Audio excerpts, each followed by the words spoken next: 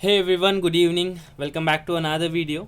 तो आज हम लोग एक सिटिंग अरेंजमेंट करेंगे एक्चुअली, और दूसरा एक पजल करेंगे। ठीक है, जो वीक बेस होता है ना, मंडे ट्यूसडे संडे, ठीक है, वो करेंगे।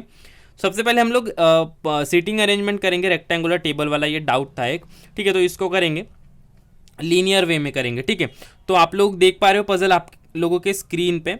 तो आप लोग सबसे पहले तो वीडियो पॉज करके खुद से सॉल्व करना, फिर वीडियो को प्रोसीड करना। ठीक है, तो मैं डायरेक्टली सॉल्व कर देता हूँ। देखो, सबसे पहले मैं यहाँ पे कंडीशंस लिखूंगा लेफ्ट साइड पे, फिर राइट में सॉल्व करेंगे। ठीक है, तो देखो बोला है कि 8 पर्सन ABCD जो भी है are sitting around a rectangular table. ठीक है, in such a way that 4 person sit on corner, और फिर ऑब्वियसली 4 पर्सन मिड पे बैठ रहे होंगे। उसके बाद बोला है कि the one who sits at the corner of the table faces outside. Okay, तो देखो जो कॉर्नर वाले हैं वो आउट देख रहे हैं, सो ऑब्वियसली जो मिड वाले हैं वो अंदर देख रहे होंगे, बिकॉज ऐसे ही पजल आते हैं। देखो बोला है कि द वन एंड बोला है, मतलब ठीक है, and the one who sits at the middle side of the table faces towards the centre. Actually ये जो पहला पैराग्राफ होता है इसमें ज़्यादा कुछ उतना ध्यान देने की ज़रूरत नहीं होती है। नंबर ऑफ, देखो सिर्फ नंबर ऑफ पर्सन्स और पर्सन्स के नाम देखने की ज़रूरत नहीं है। और ये कंडीशन कि यहाँ पे जैसे बोला था कि कॉर्नर वाले आउट और फिर मिडल वाले इन, ये पढ़ना है बस, और बाकी कुछ इतना उसको ध्यान देने की ज़रूरत नहीं है। ठीक है, तो मिडल वाले इन देख रहे होगे।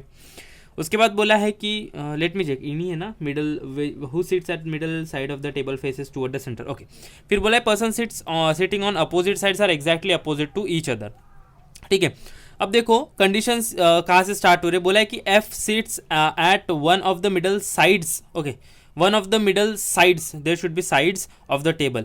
तो उसके बाद मतलब एक एफ जो है वो मिड पे कहीं बैठ रहा होगा। ठीक है, तो सबसे पहले तो देखो इसको सॉल्व करने के लिए हम लोग हमारा जो भी है डायग्राम या फिर अरेंजमेंट ड्रॉ कर लेंगे। देखो 1 2 3 4 5 6 7 और 8। इसमें ऐसा बोला था कि कॉर्नर सॉरी, इसने ऐसा बोला था कि कॉर्नर वाले आउट और मिडल वाले इन। तो अगर आप लोग ऐसे इमेजिन करो स्क्वायर, तो देखो कॉर्नर वाले आउट मतलब ये ऐसे देख रहे होंगे, और ये मिडल वाला इन दिख, सॉरी यहाँ पे, ठीक है, तो ये ऐसे बैठ रहे होंगे। तो आप लोग देखोगे यहाँ पे, तो आप लोगों को पता चलेगा कि एक बाहर है, सर्कुलर सर्कल में देखो, एक बाहर दिख रहा है तो एक अंदर, एक बाहर एक अंदर, एक बाहर एक अंदर। तो इसको इसके डायरेक्शन भी हम लोग ऐसे ही देंगे इसको। देखो एक ऊपर देखेगा तो एक नीचे, एक ऊपर एक नीचे, एक ऊपर एक नीचे, एक ऊपर और एक नीचे। और जहाँ पे भी ऐसा होगा कि ए सिट्स अपोजिट टू बी, मतलब ए के सामने बी बैठा है, मतलब हो सकता है एक कॉर्नर पे भी है, मिडल पे भी है, उसका जो भी होगा एंड में पता चलेगा कंडीशन की बेसिस पे कि कौन से ऊपर वाले आउट है या नीचे वाले आउट है या फिर ऊपर वाले कॉर्नर मिड जो भी है। ठीक है, तो सबसे पहले तो देखो जब ऐसा होगा तो हमको पता है कि अपोजिट में बोला है और टोटल नंबर ऑफ पर्सन 8 है, तो उसको 8 को 2 से डिवाइड करेंगे और -1 करेंगे, मतलब 3 होगा। तो उतने पर्सन लेफ्ट और साइड से होने चाहिए, दो अपोजिट पर्सन के बीच में। ठीक है, अब देखो कि क्या था, F sits at one of the middle sides of the table, 2 person sit between F and E, only one. Okay, यहाँ तक ही देखते हैं, 2 person sit between F and E. तो इसको कैसे करेंगे, देखो मैं यहाँ पे लिख देता हूँ कंडीशन, एफ और सी के बीच में 2 पर्सन, और बोला था कि एफ मिड में बैठा है। ठीक है, तो एफ कहीं मिड पे बैठा है। उसके बाद बोला है कि only 1 person sits between F and C, नहीं क्या था, एफ एंड, सॉरी ये ई है। ठीक है, एफ और ई के बीच में 2, और बोला है कि एफ और सी के बीच में 1 पर्सन बैठा है। फिर बोला है कि E does not sit near to C, मतलब ये था कि C is not equal to neighbour of E. मतलब देखो एफ से अगर राइट में 2 पर्सन छोड़ के ये होगा, ई होगा, तो फिर राइट में ही सी को नहीं ले सकते, बिकॉज फिर वो तो नेबर हो जाएंगे, तो लेफ्ट में लेना पड़ेगा। ठीक है, तो देखो कहीं पे भी प्लेस कर दो एफ को, आप लोग अगर चाहो तो कॉर्नर पे भी कर सकते हो, मिड पे भी। तो चलो मैं मिड पे कहीं पे भी प्लेस कर देता हूँ एफ को यहाँ पे। ये भी मैटर नहीं करता कि एफ को यहाँ प्लेस करो यहाँ प्लेस करो, वो बाद में है एंड एक कंडीशन जो भी डिफाइन कर रही होगी उसके बेसिस पे पता चलेगा कि ऊपर वाले एरो इन दिख रहे हैं या आउट। ठीक है, तो एफ को एक बार 2 छोड़ के राइट में ई प्लेस कर दो, 1 2 छोड़ के ई यहाँ पे प्लेस कर दो, और एक दूसरी कंडीशन भी करेंगे बट उसको ड्रॉ नहीं करेंगे, नीचे में लिख दो। ठीक है, तो यहाँ पे एफ को लिख दो, और एक बार लेफ्ट में 2 पर्सन छोड़ के ई लिख दो। ठीक है, तो 1 2 छोड़ के यहाँ पे ई। फिर बोला था कि एफ से 1 छोड़ के सी ऐसा होना चाहिए कि वो ई का नेबर नहीं होना चाहिए। तो देखो इसके राइट में 1 पर्सन छोड़ के सी छोड़े बैठाएंगे, तो यहाँ पे वो ई का नेबर हो जाएगा, तो फिर लेफ्ट में रख दो। और यहाँ पे भी, यहाँ पे आप लोग 1 पर्सन छोड़ के सी रखोगे लेफ्ट में इससे, तो ये ई का नेबर हो जाएगा, ये कंटिन्यूएशन में। ठीक है, तो सी को आप लोगों को यहाँ रखना होगा, ठीक है, यहाँ तक हो गया। उसके बाद बोला है कि इधर A seats second to the left of H और second to the right of H, मतलब ए जो है वो या तो second to the left of H है या तो फिर second to the right of H है, मतलब एच से एक पर्सन छोड़ के ए होना चाहिए, ठीक है। उसके बाद बोला है कि one person sits between A and C, मतलब ए और सी के बीच में भी एक पर्सन। तो देखो यहाँ पे कैसे करेंगे, सी से एक पर्सन छोड़ के ए को बिठाने की कोशिश करो, बिकॉज सी ऑलरेडी प्लेस्ड है। तो सी से एक पर्सन छोड़ के ए होना चाहिए, फिर ए से एक पर्सन छोड़ के एच भी होना चाहिए। तो इस वाले में, ऊपर वाले में देखो, यहाँ पे एक पर्सन छोड़ के राइट में तो नहीं रख सकते बिकॉज एफ है, तो लेफ्ट में रखो। सी से एक पर्सन छोड़ के, ये पर्सन छोड़ के यहाँ पे ए आएगा, और ए से एक पर्सन छोड़ के एच, ए से एक पर्सन छोड़ के यहाँ पे एच आएगा, ठीक है, ऐसा। इस वाली कंडीशन में सी से लेफ्ट में नहीं रख सकते ए बिकॉज एफ है, तो राइट में रखो, एक पर्सन छोड़ के ए और फिर ए से एक पर्सन छोड़ के एच, ठीक है। उसके बाद क्या है कि B and G sits opposite to each other, ठीक है, तो बी के सामने कहीं पे जी बैठा है। फिर बोला है कि D sits second to the left of B, तो D second to the left of B बैठा है।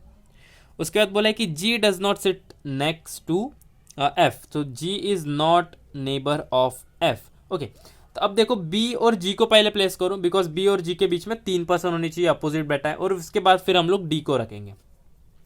अब देखो हमारे पास तीन जगह खाली है, 1 2 3, ऊपर में भी और नीचे में भी।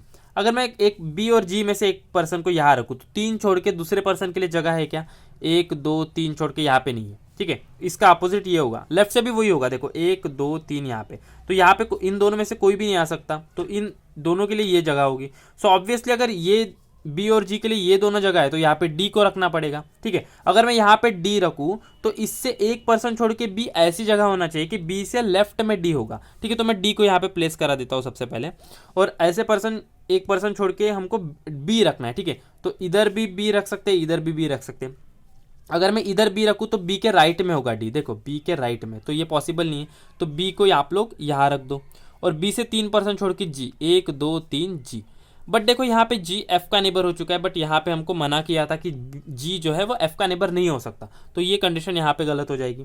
अब यहाँ पे देखो, अगर मैं बी और जी में से एक पर्सन यहाँ रखूँ, तो 3 पर्सन छोड़ के दूसरे वाले के लिए जगह होनी चाहिए, 1 2 3 जगह है, मतलब ठीक है। बी अगर यहाँ होगा तो जी यहाँ होगा, अगर जी यहाँ होगा तो बी यहाँ होगा, तो डी के लिए ये जगह है, ऑब्वियसली डी को यहाँ रखो। अब बी को ऐसी जगह रखना है डी से एक पर्सन छोड़ के कि बी के लेफ्ट में होना चाहिए डी। अगर यहाँ रखूंगा तो बी के लेफ्ट में डी है, देखो ऑब्वियसली पता चल रहा है, बी नीचे देख रहा है, तो बी के लेफ्ट में डी। अगर यहाँ रखेंगे तो राइट में हो जाएगा, तो यहाँ पे रख दो बी को, और 3 पर्सन छोड़ के जी को प्लेस कर दो, 1 2 3 यहाँ पे जी। तो ये हो गया हमारा अरेंजमेंट, ठीक है। तो ऊपर वाला गलत है। अब बात आती है कि ऊपर नीचे कॉर्नर मिड कैसा। देखो यहाँ पे बोला था कि एफ जो है वो मिड में है, मिड वाले इन है, तो ये एफ मिड पे है और ये ऊपर एरो है, मतलब ऊपर वाले जो भी है वो मिड और इन देख रहे हैं, और डाउन साइड वाले जो नीचे एरो है वो कहाँ पे देख रहे हैं, कॉर्नर और आउट, ठीक है। तो ये है इसका आंसर। और जो भी आप लोग इसको अगर कन्वेंशनली सॉल्व करोगे तो एफ यहाँ पे एच एफ सी और ए जो है वो मिडल पे आएगी, ठीक है, यहाँ पे, ठीक है। तो आप लोग यहाँ से भी आंसर कर सकते हो, अगर जिसको बेसिक से देखना है वो चैनल पे अवेलेबल है, दोनों वीडियो थ्रेड मेथड के आप लोग देख सकते हो, अदरवाइज मैं लिंक दे दूंगा डिस्क्रिप्शन में, ठीक है। तो ये पजल होगी। अब हम लोग दूसरी पजल सॉल्व करते हैं, दूसरी पजल सॉल्व करते हैं, और लेट मी सी 8 मिनट, ठीक है, एक काम करते हैं, एक्चुअली 8 मिनट हो चुके हैं, तो 9 मिनट हो चुके हैं एक्चुअली। तो हम एक काम करते हैं, इसमें थोड़ा टाइम लग गया, तो हम क्या करेंगे अभी नेक्स्ट वीडियो में, दूसरी जो पजल थी मेरे पास है एक्चुअली, तो उसको सॉल्व करेंगे। और मैं ये सोच रहा था एक्चुअली इसको यहीं पे एंड करते। तो सबसे पहले मैं ये सोच रहा था कि नेक्स्ट वीडियो से हम लोग क्या करें, अल्टरनेट डेज पे करें। मैंने लास्ट टाइम वीडियो में बोला था, but nobody was interested in that plan, तो इसको थोड़ा शिफ्ट करते हैं। देखो कैसे करते हैं हम लोग, एक अल्टरनेट डेज पे वीडियोस अपलोड होगी, मतलब आज की तो फिर मैं कल नहीं करूँगा, परसों करूँगा। और फिर परसों वाली वीडियो में मैं क्या करूँगा, एक पजल या फिर सिटिंग अरेंजमेंट लूँगा और उसके साथ डीआई ले लूँगा, ठीक है। डीआई या फिर हम कोई अर्थमेटिक टॉपिक ले लेंगे, या फिर कोई क्वांट का कोई भी पर्टिकुलर टॉपिक उठा के ले लेंगे।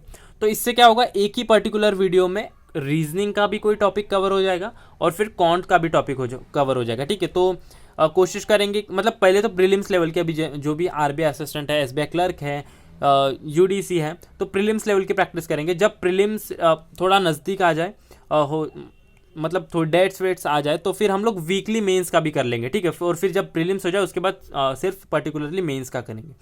तो मतलब हर वीडियो में क्वांट और रीजनिंग दोनों कवर होगा। पहले मैं ये सोच रहा था, पहले का प्लान ऐसे किया था मैंने कि एक ही वीडियो में एक ही पर्टिकुलर सब्जेक्ट, रीजनिंग के साथ कोई दूसरा टॉपिक।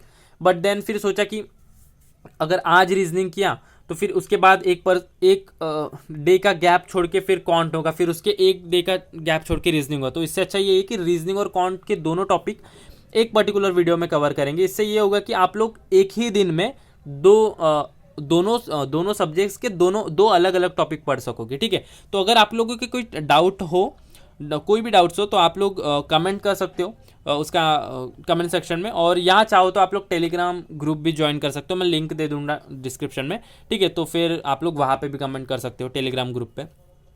तो ठीक है, इस वीडियो को यहीं तक रखते हैं।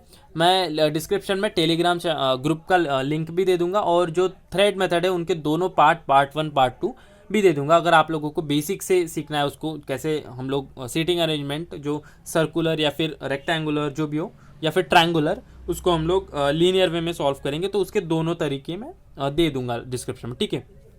तो मिलते हैं नेक्स्ट वीडियो में, तब तक करंट अफेयर्स अच्छे से पढ़े, उसको बार बार रिवाइज करें। और हाँ, इतना ही, मिलता है नेक्स्ट वीडियो में। चलो बाय।